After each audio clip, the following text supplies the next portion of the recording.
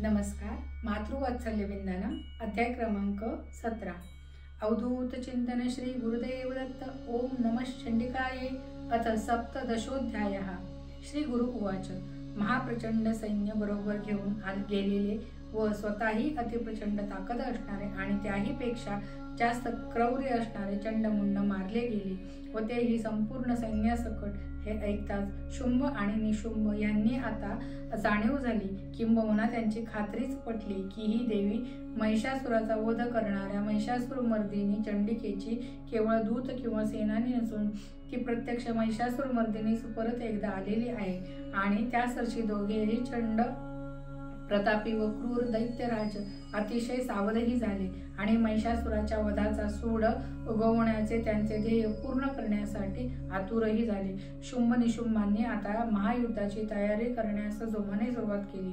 त्यांनी त्यांच्या प्रमुख सरदारांना आपापली दळे घेऊन कूच करण्यास सांगितले व पाठीमागे कोणीही न राहावे अशी सज्जड आज्ञा दिली. हे परशुराम, आता महिषासुराच्या सेनापतींची नावे ज्याप्रमाणे ऐकली होतीस त्याचप्रमाणे शुंभ निशुंभाच्या सरदारांची नावे ऐक. 1. उदायुध नावाची 86 दैत्य सरदार. उदायुध हा अर्थात उद्यत शस्त्र हा अर्थात शस्त्रे उभारून सदैव मारण्याच्याच स्थितीत असणारे आणि हे 86 आहेत. म्हणजेच दुसऱ्याचे वाईट चिंतण्याची किंवा दुसऱ्याला शिव्याशाप देण्याची वृत्ती व शाप 86 मानलेले आहे.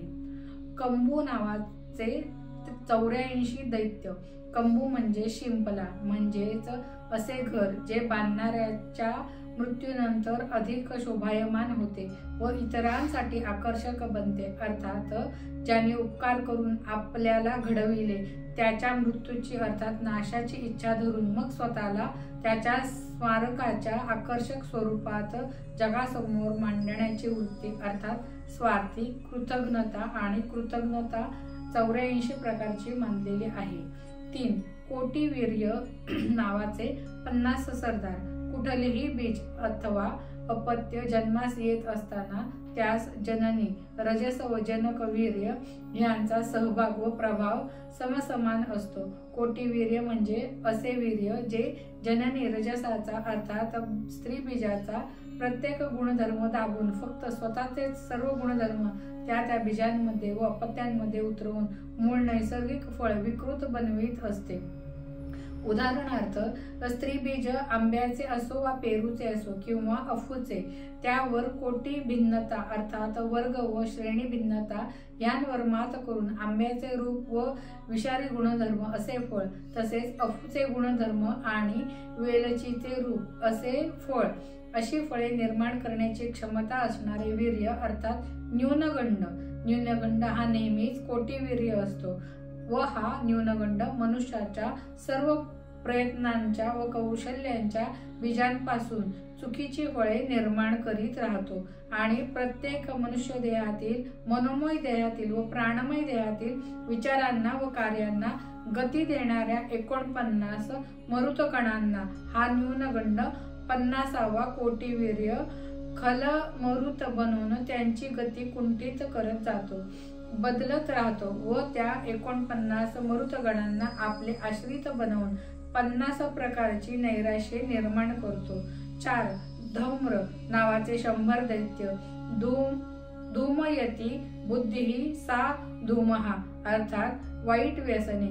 मनुष्याच्या समग्र अस्तित्वाला बदलून टाकणारी 100 व्यसने मानलेली आहेत. 5. कालकाहा म्हणजे भविष्याची चिंता जी वर्तमान काळाला भयग्रस्त बनविते व मृतवत बनविते. 6. हवृध म्हणजेच निर्दयता. 7. कालकेया. कालकेय म्हणजे काळाचा अपव्यय करण्याची वृत्ती.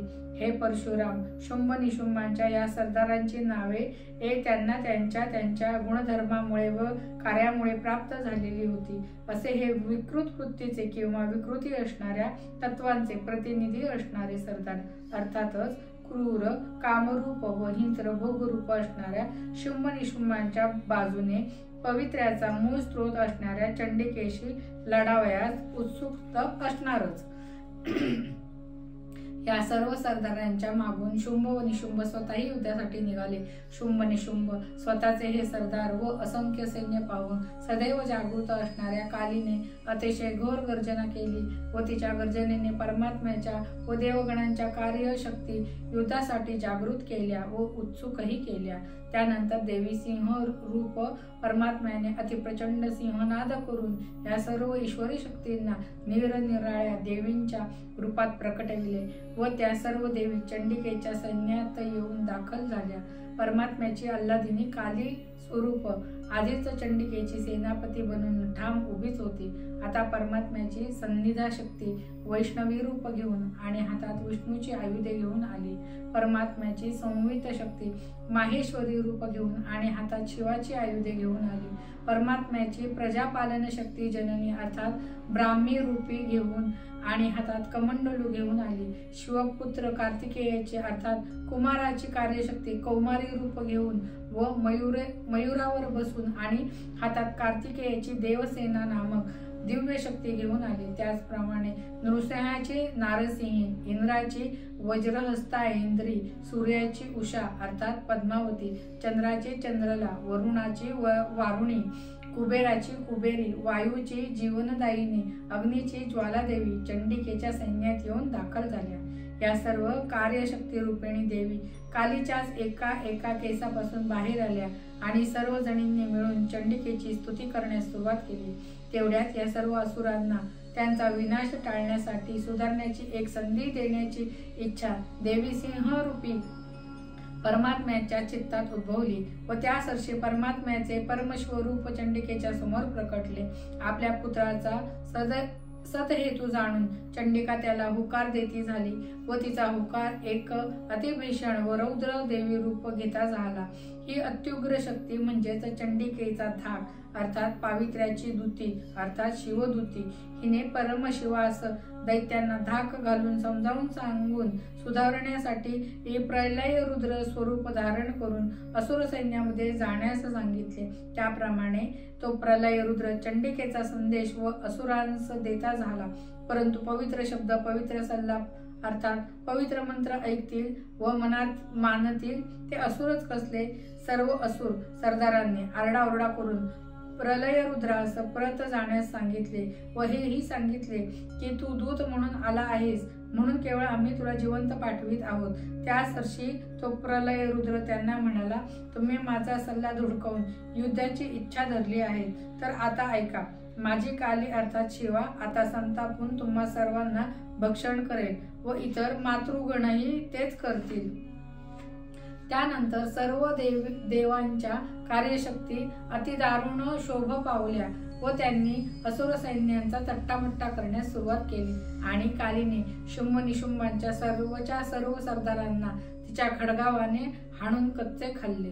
चंडिके तुझे अनंत उपकार, वात्सल्य तुझी कृपा अपरंपार, तव चरणी लोटांगण वारंवार, अनिरुद्ध शरणागत सद्भावे. इति दत्तगुरु प्रेरिते श्री अनिरुद्ध सिंह विरचिते मातृवत्सल विंदाने श्री गुरुदत्तात्रेय परशुराम सममध्ये महिषासुरमर्दिनी खंडे शुंभ निशुंभ सेनापती पारिपत्य नाम सप्तदशोऽध्यायः.